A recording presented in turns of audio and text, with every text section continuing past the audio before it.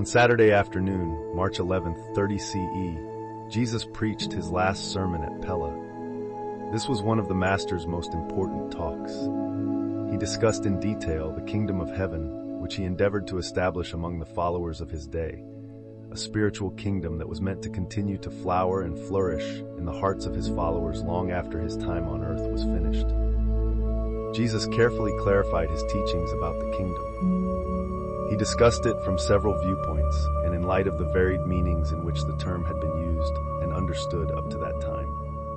Among the topics that Jesus discussed in his sermon were his own concept of the kingdom of heaven, including the 7 gifts of the kingdom that make human life richer and more abundant, and the requirements for entry into the kingdom.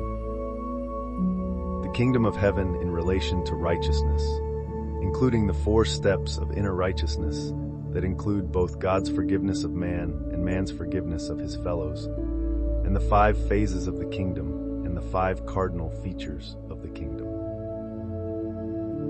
Based on his teachings, the kingdom of heaven consists of all of the believers who embrace faith in the fatherhood of God, who dedicate themselves to the doing of God's will, and who become members of the spiritual brotherhood of mankind. The kingdom exists within the heart of every individual believer and is a spiritual state of being that can be enjoyed now by any willing believer.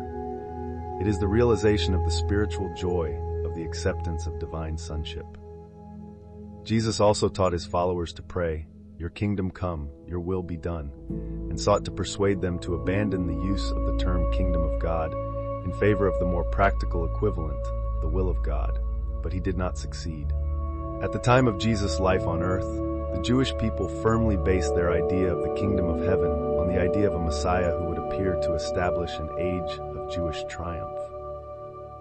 This belief, along with the later doctrines of Paul, leading to the belief of the Christian church as the kingdom to the Gentiles, left the concepts of the kingdom of heaven thoroughly muddled from what Jesus taught.